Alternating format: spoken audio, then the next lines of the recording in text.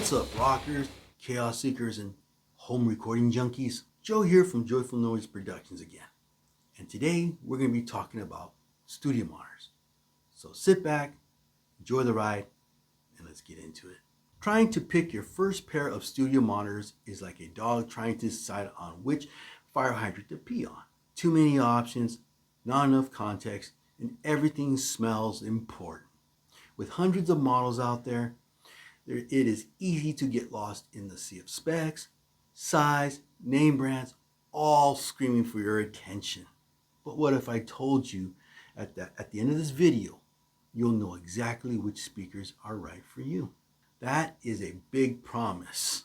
Maybe even me biting off a little more than what I can chew, but stick with me. We're going to slice through the marketing hype and give you a real world guide. No random top 10 lists, no paid hype. I'm just going to show you how to choose so you can buy with confidence. Whether you're setting up your first desk on a shoestring budget, like I did when I first started out, or upgrading to a serious rig that will save you money, time, and regret. So let's forget the confusion, forget the buyer's remorse, and let's do this. Before we even whisper a single model number, we have to nail the fundamentals. Because the truth is, the best monitor doesn't exist. The best monitor is the one that works for your room, your budget, and your ears. You get this wrong, no amount of brand name flexing will save your mixes. First up, your room. This is the most overlooked and most critical factor. Monitor size have to match your space. Speakers that are too big will overwhelm a small room with bass you cannot control. Speakers that are too small will struggle to fill a large room. This is a classic rookie mistake. And yes, I've done it, thinking bigger is better. You see a pair of monitors that have 8-inch woofers and think, oh yeah, those ones. But the moment you drop those bad boys into a small, untreated 10x10 bedroom, and the low end will bounce off the walls, pile up in the corners, and straight up lie to you. You'll find yourself pulling the bass out of your mix.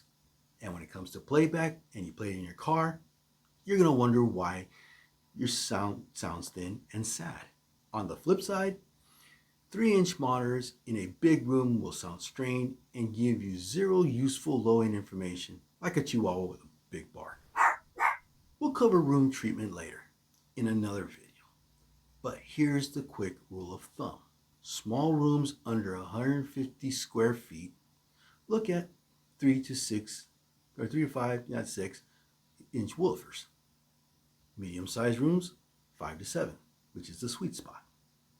Large, well-treated rooms, 8 inches or up to whatever finally makes sense. Second, and just as important, how much are you willing to spend?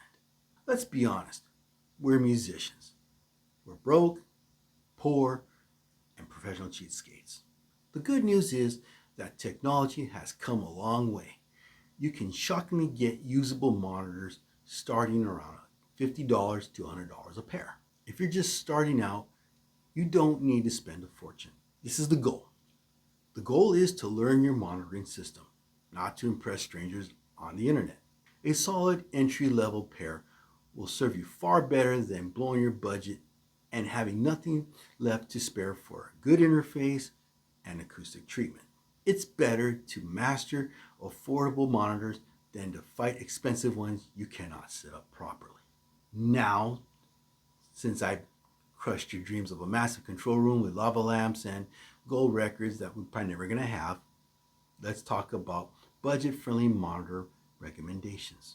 This tier is for beginners, hobbyists, and anyone building their first real creative space. You need something reliable that's a massive step up from computer speakers, even gaming headphones. First up, the Sterling MX3s. These Guitar Center exclusives are a great entry point, especially for tiny rooms like dorms or bedroom corners. Their size is surprisingly clear and balanced. And with a 3-inch tweeter and a 3-inch woofer and a 1-inch tweeter, you won't get the earth-shaking bass, but that's actually a good thing for a small room where the bass can get you a visit from your neighbor or your favorite local police officer. Channel Police Department! A solid value and a legit first setup into real-world monitoring. Another option is the Alesis Elevate 3. Also, yes, Temu has monitors too. Some are usable, but proceed with caution and with realistic expectations. Now let's talk about what I use. The Behringer Studio 50 USB. These bad boys behind me, they lean a little bass heavy. Okay, let's talk about it.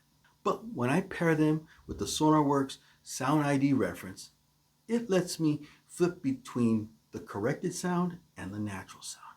That contrast actually helps me dial in mixes. And for around $180, you can get a 5-inch woofer, a solid connectivity of a 1/4 inch or XLR inputs, and a lot of flexibility for the money. Now, another brand that is punching above its weight is the Cali Audio LP6s. The trim switches are a huge advantage with these speakers, letting you adapt the speaker to your room instead of fighting with it. Now, let's talk about the big 8-inch woofers. Do you really need them? Probably not. There are also monitors with specialized tweeters, like the Atom T5V. These bad boys have ribbon tweeters. Yes, the high frequency detail is great, but you need to ask yourself, what kind of music are you making? You don't always need ultra surgical highs to make great records. So after all that, which monitors should you get? The same answer as before. The one that fits your room, your budget, and your goals. Don't buy monitors just because a famous producer uses them. Buy a set of monitors that you can learn inside and out. Because the real secret is knowing your speakers so well that you can trust what they're telling you. Listen to your favorite songs constantly. Learn how your monitors translate. As one famous YouTube music producer, Jordan Valerian, said, listen to your speakers. Listen to the ones you have and let your ears tell you what they hear. That is the real path to better mixes. If you got value from this video, hit the thumbs up, like, share, and subscribe for more nonsensical guides. And let me know in the comments, what monitors are you leaning towards? Not particularly on this video, but which ones you're leaning to, or if you're already using a pair and that you're already working with. So once again, thanks for watching. Now go make some music, dope man.